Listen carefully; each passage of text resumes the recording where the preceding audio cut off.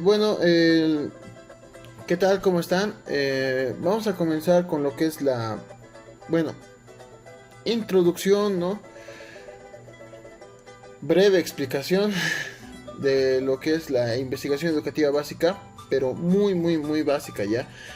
Con esto quiero decir de que todo lo que se está tomando, todo lo que se va a exponer, va a ser más desde una perspectiva aclaratoria tal vez. Entonces, cualquier cosa, cualquier duda que tengan, revisen bibliografía, busquen otras fuentes y no se confíen. Pero yo voy a tratar de explicar y aclarar la mayor cantidad de dudas que por lo menos yo tenía cuando empezaba a estudiar lo que era la rama de investigación dentro de lo que sería la educación, pedagogía, ciencias de la educación, etcétera, etcétera. ¿Ya? Bueno, para eso primero vamos a hablar de qué es las ciencias sociales y cuál es su relación con la investigación y viceversa, ¿no? O sea, ciencias sociales de los que estudian la sociedad y relacionados. Bueno, primero hay que tomar en cuenta de que las ciencias sociales como tal, así es a lo que nos viene a la primer pensamiento, es todo aquello, todas aquellas ramas, ciencias que se encargan y estudian lo que es la sociedad, ¿no? Los actos sociales desde el ser humano, ¿no?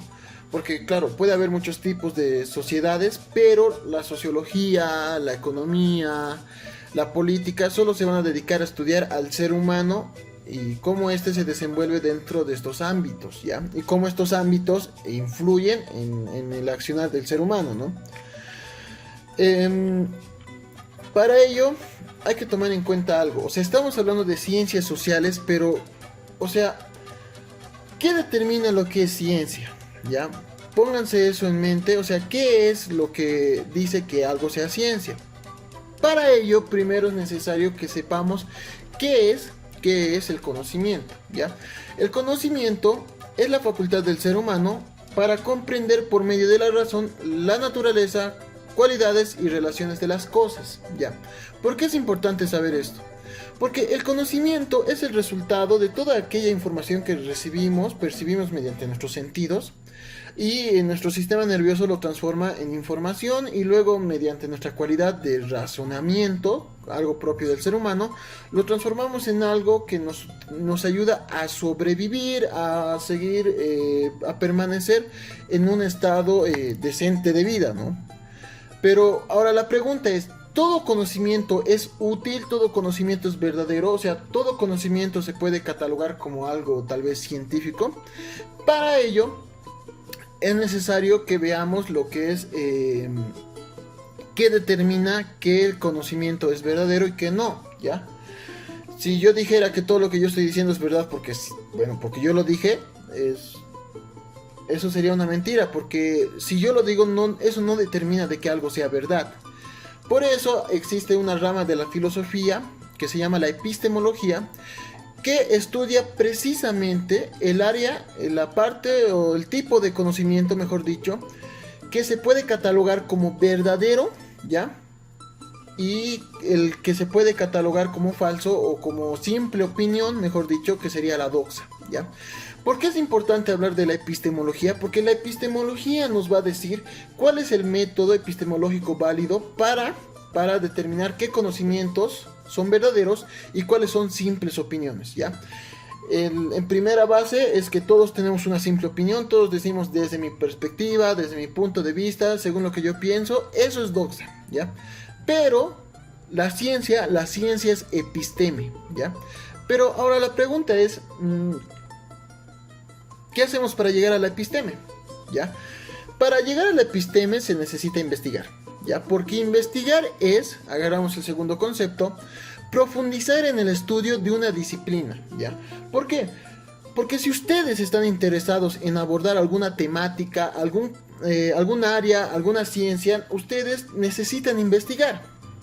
Pero ahora, ¿cualquier tipo de investigación sirve? Quédense con esa pregunta. Pues para eso vamos a ver qué es ciencia, ya hemos visto, digamos, qué es la epistemología, cuál es el conocimiento, o sea, más o menos la diferencia entre conocimiento verdadero y falso, ¿ya? Pero ahora vamos a ver cuáles son los procesos por los cuales tiene que pasar ese conocimiento para poder transformarse en episteme, ¿ya? La ciencia, o sea, todos tenemos algún conocimiento, algún parámetro de lo que es ciencia, algún conocimiento previo, ¿ya? Pero para ello primero necesitamos recordar, ¿ya? Recuerden que la ciencia empieza por la pregunta, nunca se olviden de esto. ¿Qué es una ciencia? ¿Ya? La RAE nos dice que es un conjunto de conocimientos obtenidos mediante la observación y el razonamiento sistemáticamente estructurados. ¿Ya? Con esto nos quiere decir de que no es cualquier cosa que nosotros vayamos a investigar, que nosotros vayamos a hacer. O sea, si nosotros por curiosidad vamos a investigar, no necesariamente esa investigación es científica. ¿Ya? ¿Por qué? Porque la investigación científica recurre a ciertos procesos. Pero antes de pasar a esos procesos, vamos a recordar algo. La ciencia es todo aquello que estudia las causas, las cosas por sus causas, perdón, y los principios para alcanzar la verdad. La ciencia nunca va a tener otro objetivo que no sea alcanzar la verdad. Aunque esta nunca llegue a consolidar su objetivo, porque nunca la ciencia te va a decir la verdad absoluta, sino de que te va a decir más o menos lo que es la verdad. Entonces es por eso que la ciencia constantemente se renueva, cambia sus métodos y sigue investigando, ¿ya?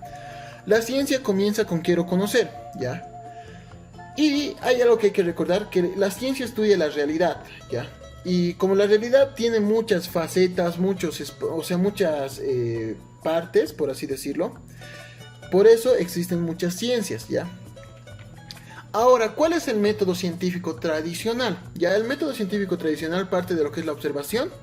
Por ejemplo, yo voy a un espejo y yo me veo en el reflejo y me puedo plantear la pregunta de, bueno, ¿por qué me puedo reflejar yo en el espejo? ¿No? ¿Por qué el espejo me refleja a mí? Entonces, claro, ahí ya vamos a la segunda etapa que tiene que ver con el planteamiento de preguntas. Luego generamos una hipótesis. Una hipótesis es una respuesta adelantada a nuestras preguntas de investigación.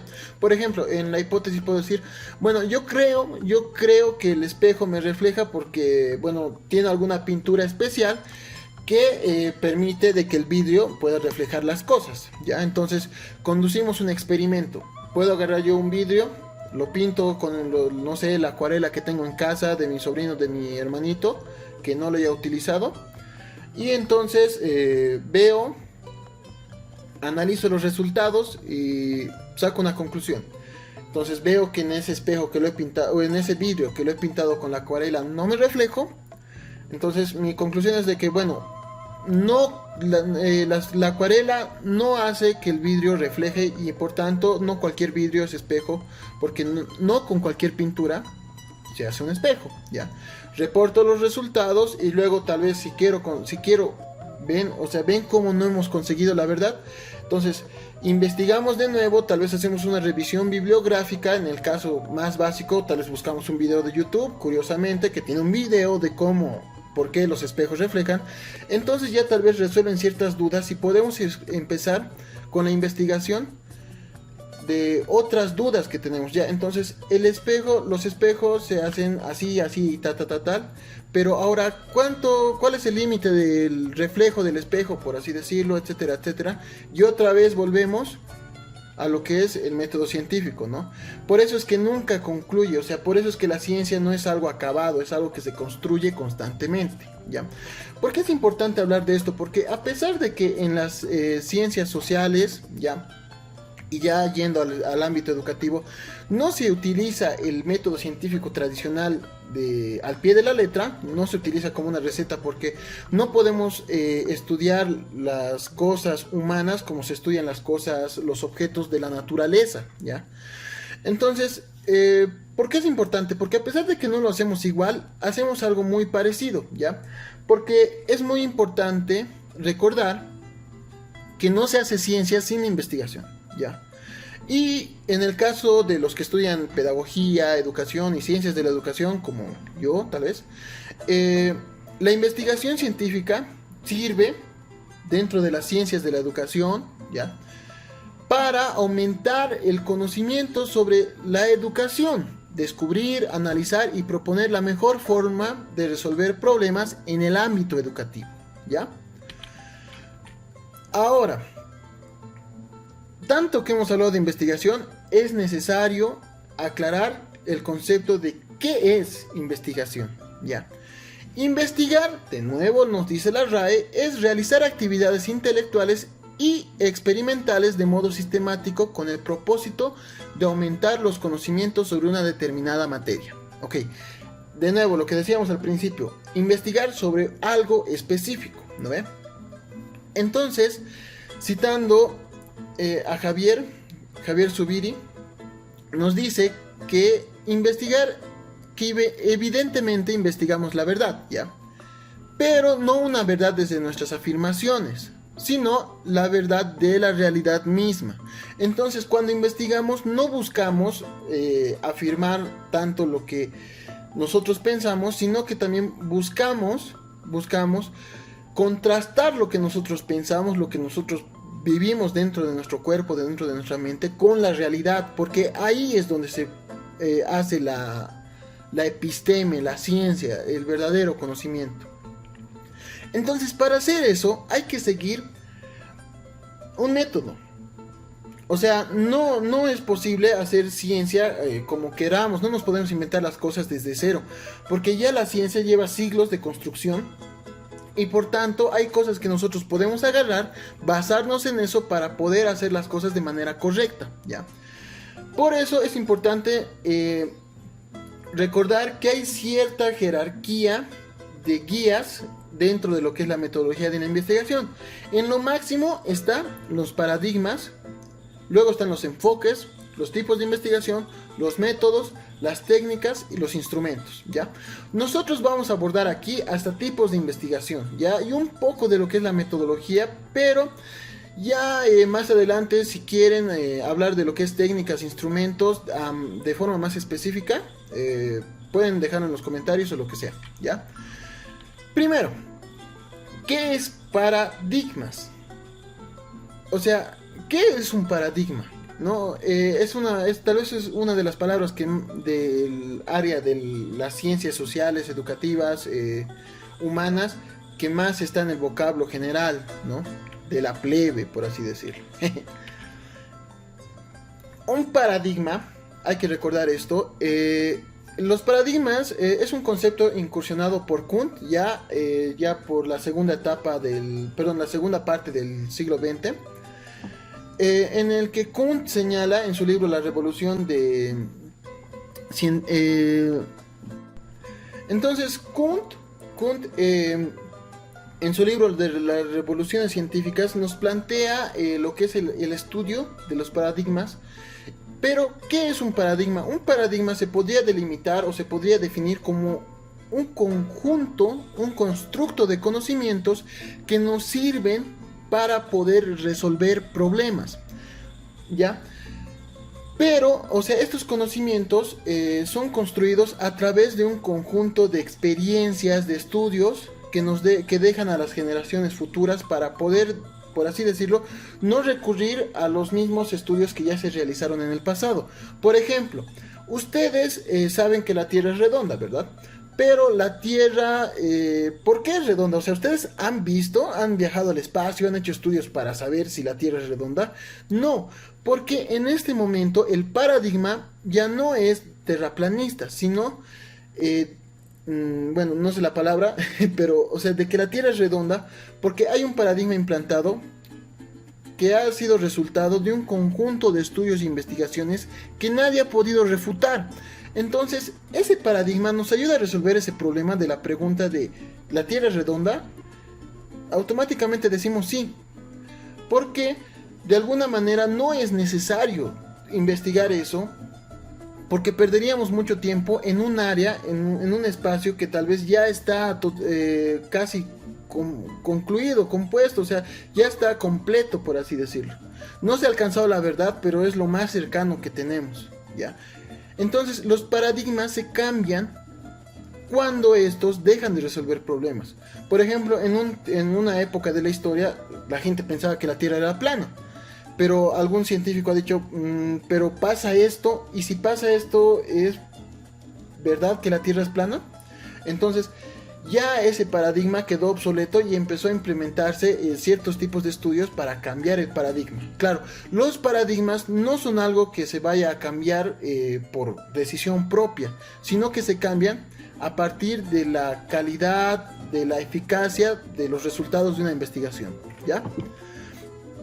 Para ello es importante recordar que hay tres tipos de paradigmas dentro de lo que es el área social, educativa, que son los que más se usan, ya que es el positivista, luego está el interpretativo y el crítico, ¿ya? Nosotros nos vamos a basar más, vamos a explicar mayormente el positivista y el interpretativo porque es el que más, son los que más se utilizan o los que más se aplican dentro de las investigaciones educativas. El paradigma positivista tiene que ver, es el paradigma madre, por así decirlo. Es un paradigma que directamente nos plantea todo aquello que es lo objetivo, todo aquello que es lo concreto, y este paradigma desecha cualquier tipo de conocimiento que no pueda ser tocable, ya que no es visible, por así decirlo. Ya el interpretativo tiene que ver con comprender, con interpretar ciertas cosas de la realidad, tiene que ver con los pensamientos, con el sentimiento, se basa más en ese tipo de cosas, ¿ya? ¿Por qué es importante saber qué es un paradigma y qué no es un paradigma? Porque sin el conocimiento de los paradigmas propuestos para realizar las investigaciones científicas, el investigador puede llegar a realizar una investigación informal, ya que ésta carecería de fundamentos. Si ustedes no están conscientes de cuál es el paradigma del que están partiendo para hacer su investigación, ustedes van a estar haciendo una investigación sobre el mar, sobre arena, por así decirlo. Sus bases van a ser totalmente falta o van a ser carentes de sustentabilidad, ¿ya? Entonces, para ello ustedes tienen que saber primero, o sea, en cuál es el paradigma por el que se van a guiar, ¿ya? Generalmente todo el mundo piensa de que está yendo por el paradigma interpretativo porque este tiene que ver para una perspectiva más subjetiva, ¿ya? Pero por eso se dice que el positivismo es el paradigma madre, porque es un paradigma que de alguna manera no podemos desligarnos de eso, ¿ya? Ahora, es necesario recordar también de que a partir de lo que sabemos que en qué paradigma nos vamos a basar, hay también tipos de investigación, ¿ya? Vamos a hablar de tres en este caso: el exploratorio, el descriptivo y el analítico. El exploratorio es cuando ustedes no saben nada del grupo social, del tema, del objeto de estudio al que van a investigar. Ya no se sabe nada. Es un tema totalmente nuevo. Y este tipo de investigación generalmente se hace, no sé, lo hacen expertos investigadores ya después de años de estudio, doctorados, etcétera, etcétera. Porque, bueno, un estudiante de pregrado no va a poder reinventar la dinamita, ¿me entienden? La descriptiva es cuando se sabe algo sobre el tema, pero no hay investigaciones precisas sobre el mismo. Por ejemplo, se sabe de que es necesario una buena construcción de los colegios, de las escuelas, para que se pueda llevar a cabo un buen desempeño de los estudiantes. Pero sin embargo no hay investigaciones en Bolivia, no hay investigaciones ni en Cochabamba, ni en La Paz, ni en ningún lugar sobre esta temática en general. Entonces tal vez es un tema interesante si alguno a futuro quiere hacer alguna tesis o investigación sobre esto. Y las analíticas es sobre los temas que ya se saben bastante, pero tal vez les interesa profundizar algo más, ¿no? Generalmente, por lo menos en la carrera, lo que he visto, los temas que más se repiten son las tecnologías, los celulares, cómo los celulares afectan en el aprendizaje. Después el segundo, de la alimentación. Y algunos otros temas que se repiten mucho, metodologías de los docentes, o sea, son temas que generalmente se repiten mucho y estos son los tipos de investigación analítico, ¿ya? Ahora, vamos a hablar sobre los enfoques, ¿ya? ¿Qué es un enfoque? Un enfoque directamente es la dirección hacia la que ustedes miran y con el lente que miran, ¿ya? Es para que no puedan, ustedes si van a hacer una investigación, no pueden investigarlo todo, no pueden investigarlo todo y ni siquiera pueden investigar algo de manera completa. Entonces, el enfoque les va a servir para determinar, o sea, desde qué perspectiva van a estudiar ese algo, ese a quiénes, eso que ustedes quieren investigar, ¿ya? Vamos a hablar de que hay dos tipos de enfoques, los generales, ya que es el enfoque cuantitativo, que recoge y analiza datos sobre variables y estudia las propiedades y fenómenos cuantitativos. Esto, o sea, el enfoque cuantitativo se va a ir directamente a lo que se puede ver. Este enfoque se guía por lo que es el paradigma positivista, ¿ya? Si ustedes lo han respuesto, estaba bien, ¿ya? Entonces, el enfoque cuantitativo directamente va a ir direccionado a recoger datos objetivos, concretos, ya cosas que se puedan ver, tocar y verificar mediante la experimentación o mediante la verificación de datos, ¿ya? Generalmente el objetivo del enfoque cuantitativo es adquirir conocimientos fundamentales o que se puedan fundamentar para elegir un modelo adecuado de investigación que nos permita conocer la realidad de una manera más imparcial. Ya dentro de lo que es el enfoque cuantitativo, no importa mucho lo que es tu perspectiva, tus sentimientos o cosas así, sino directamente los datos, ¿ya? Y estos datos se recogen y se analizan a partir de conceptos y variables, ¿ya? Para esto, este es el enfoque que más se apega a lo que es el método científico tradicional. Primero, este enfoque parte de una teoría general o particular, ¿ya? Se extrae una hipótesis a partir de esto y luego se formulan proposiciones. Se concretan en variables o indicadores, luego se recolecta información, después se procesa y se analiza esa información para la generalización empírica, ¿ya? Eso tiene que ver mucho con el método deductivo, inductivo, o sea, de que si esto aquí en este lugar se ha visto de que esto pasa, entonces lo más probable es que pase en otro lugar, ¿ya? Y el enfoque cuantitativo directamente va para ese lado, ¿ya? Para generalizar. Las variables son generalmente aquellas cosas que cambian los experimentos dentro de este enfoque cuantitativo, ¿ya? Por ejemplo, si ustedes están hablando de deserción escolar en los jugadores de fútbol soccer de primera división de los Pumas de la UNAM, se debe a la organización de etcétera, etcétera. Primero, la variable dependiente es la deserción escolar, ¿ya? La variable dependiente es aquello que no se cambia. Es aquello que se mantiene dentro del enfoque, o sea, en el enfoque cuantitativo, la variable dependiente es aquello que es como que nuestro objeto principal de estudio. Y la variable independiente son cosas que pueden o no estar relacionadas con la variable dependiente. Por ejemplo, la organización de tiempo, la situación contractual, inadecuado apoyo académico por parte de las instituciones educativas, etcétera, etcétera, ¿ya? Ahora, hay diferentes tipos de investigación dentro de este enfoque cuantitativo. Está el exploratorio, que impulsa a determinar el mejor diseño de la investigación del método de recogida de datos y la selección de temas, ¿ya? La investigación descriptiva, que define el por qué, dónde, cómo, cuándo y a quiénes. La investigación casual, que espera una variable que produzca otras variables independientes, ¿ya? La investigación temporal o longitudinaria, que recolectan datos a través del tiempo, ¿ya? Y la investigación experimental, que tiene que ver con el investigador jugando con las variables, ¿ya?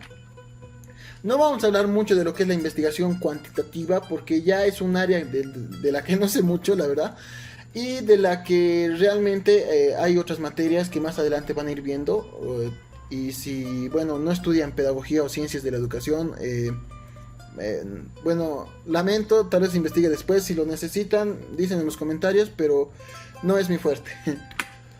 Vamos a hablar ahora de lo que es el enfoque cualitativo, ¿ya? El enfoque cualitativo tiene como objetivo la descripción de las cualidades de un fenómeno.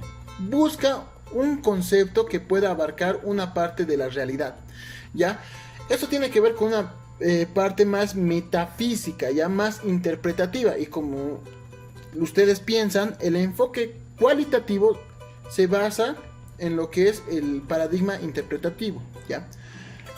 Entonces, la investigación cualitativa es directamente, tiene diferentes tipos de investigación, igual que la cuantitativa, y dentro de ellas está la etnográfica, que tiene que ver con, bueno, más adelante vamos a explicarlo más a detalle, la fenomenológica, la investigación-acción, la biografía, la teoría fundamentada y la etnometodología. Quiero que sepan que los tipos o los métodos de investigación dentro del enfoque cualitativo varía de acuerdo al autor. En general, todo lo que les estoy diciendo puede variar de acuerdo al autor y sus docentes, ¿ya? Entonces, de nuevo les digo, esto es solo una guía básica, muy básica, ¿ya? Vamos a empezar hablando de lo que es la etnografía.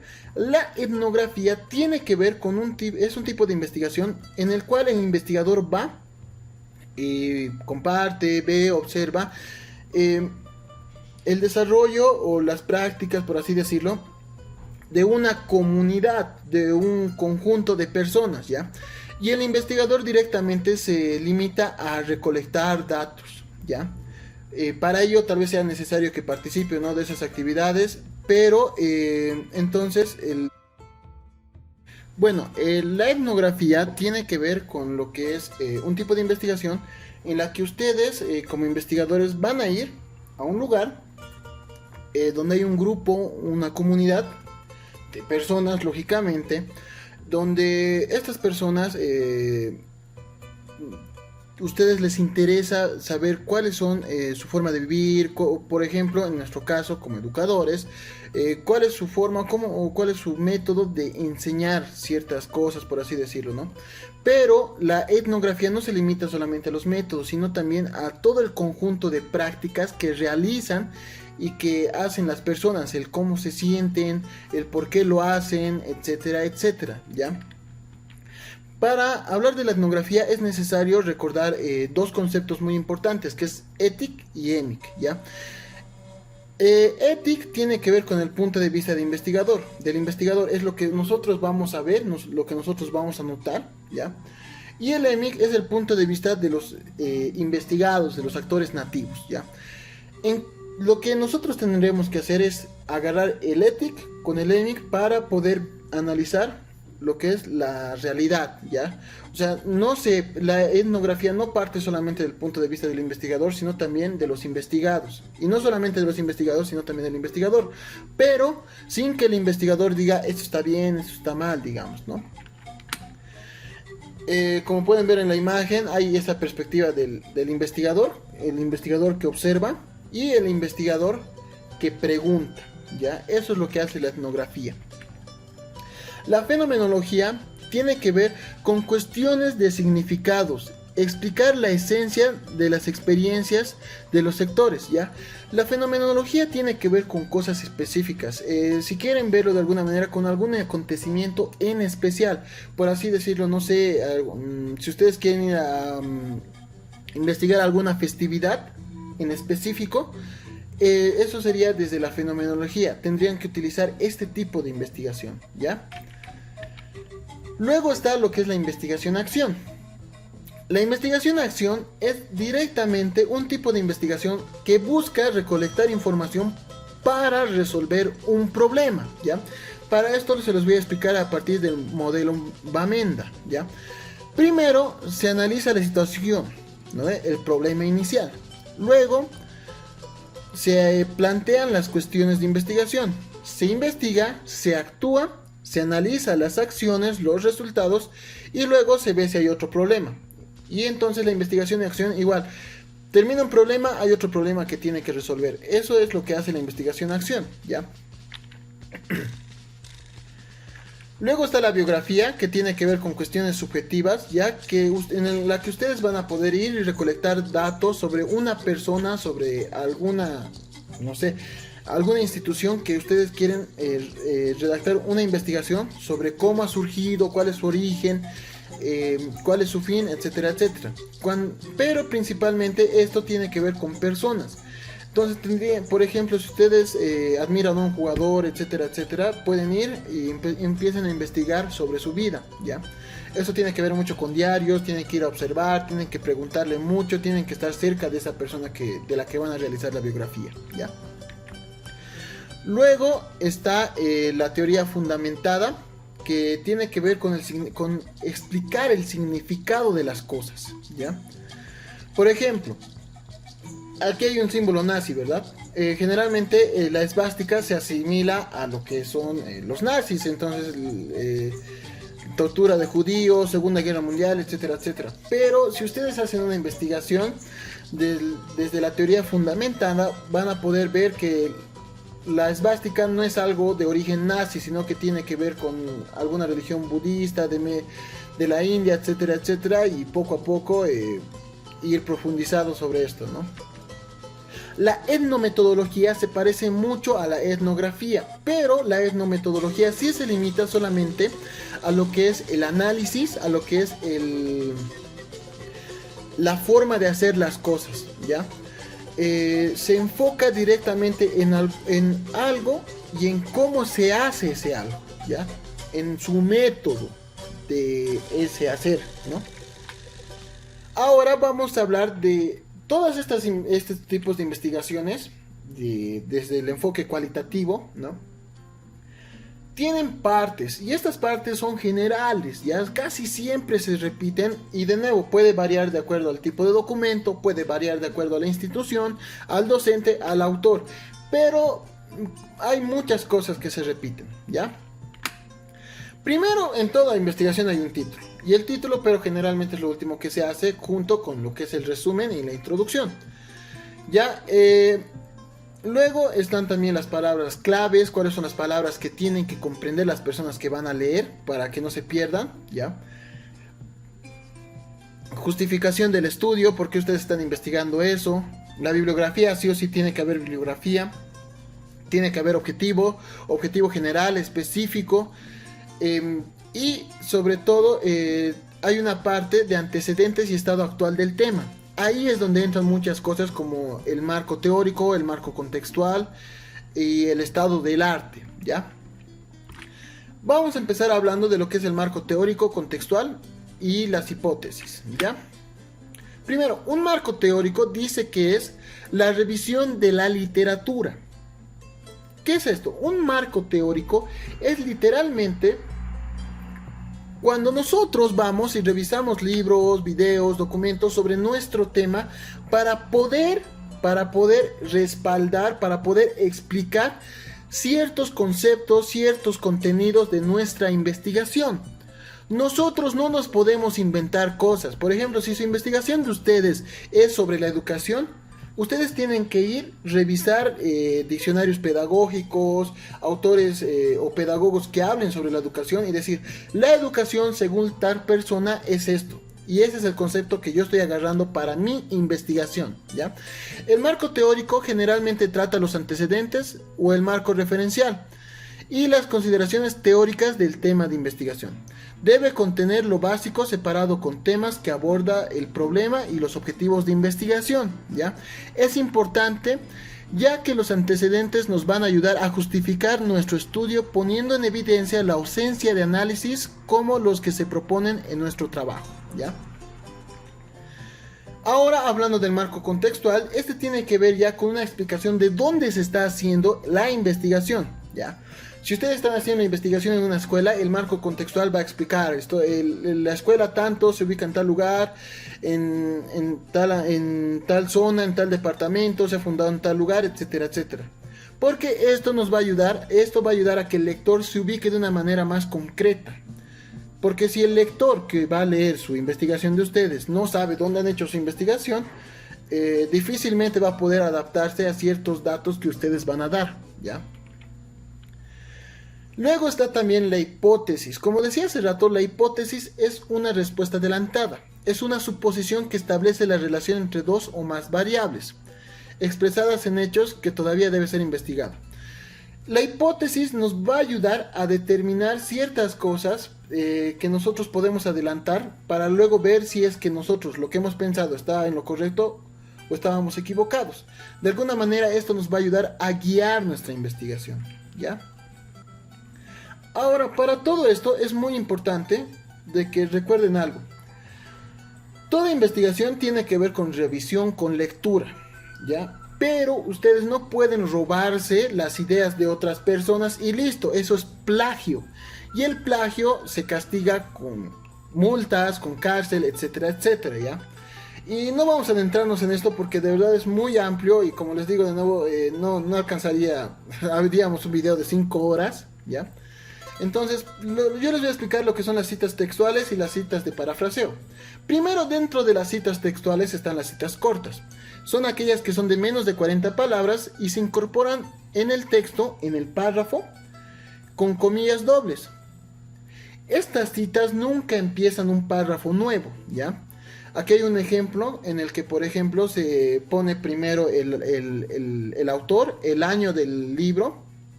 El autor se pone en la cita con el apellido, ¿ya? Primero el apellido, el año, y luego se dice, ¿no? Flores propuso como misión proporcionar servicios bibliotecarios básicos, etcétera, etcétera. Y esta es una cita separada. Generalmente al final de la cita se pone el apellido, el año y el número de página, ¿ya? Luego les diré para qué. Luego están las citas textuales largas, ¿ya? Las citas textuales largas son aquellas que tienen más de 40 palabras. Se escribe en un bloque y sin comillas. Se separa del párrafo y se escribe aparte, ¿ya? La cita debe empezar con una línea que tenga sangría espaciado para poder diferenciar de lo que son los otros párrafos que ustedes están redactando a partir de su interpretación, ¿ya? Y de nuevo se hace lo mismo, se separa el párrafo, se pone la primera letra, y se pone al final la cita, ¿no? Para que pueda después la gente verlo en la bibliografía. Luego está el parafraseo. El parafraseo es un tipo de cita muy interesante, pero que cuesta dominar mucho. En donde, por ejemplo, ustedes van a agarrar algún pensamiento de algún pensador, filósofo, pedagogo, sociólogo, intelectual, lo que sea. Y lo van a poner, ¿no? Según Strauss, los libros infantiles que ganan la medalla de Nuremberg por su excelencia se venden muy bien, etcétera, etcétera, ¿no? O sea, lo que está diciendo esta cita no lo ha dicho al pie de la letra ese autor, pero sí lo dijo en otras palabras, ¿me entienden? O sea, aunque ustedes reescriban lo que otra persona dijo, igual si es la idea de otra persona es plagio, ¿ya? Ahora, es importante recordar algo. Se cita todo, películas, videos, canciones, libros, ensayos, novelas, todo se cita, incluso las páginas web. Entonces ustedes no pueden agarrar control C, control V y agarrar ese material como si fuera suyo, porque por ahí en ese material dice yo odio a los judíos y ustedes lo copian sin leer. Entonces la gente va a pensar, oye, ¿por qué has dicho esto? ¿No? ¿Qué te pasa, loco? Así racista, etcétera, etcétera. Y entonces ahí es cuando ustedes tienen que decir, ah, no, tal persona dice eso, ¿ya? Y para ello, no pueden, o sea, tienen que poner, o sea, la cita, en cada cita, la referencia bibliográfica que tengan, porque al final van a hacer una bibliografía, ¿ya? Al final de su investigación siempre tiene que haber una bibliografía.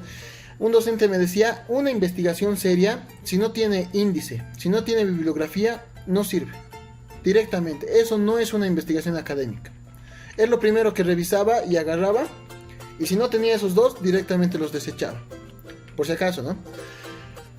En la bibliografía, en la referencia bibliográfica, hay que ponerlo, ya, primero el apellido, luego el año, luego el tipo de el documento, por ejemplo, el libro, el nombre del libro de donde se ha sacado, ya, en dónde se ha publicado, perdón, el país y luego dónde se ha publicado. De todos modos, en Word hay una herramienta para citar que les va a ayudar mucho a administrar lo que son sus referencias, ¿no?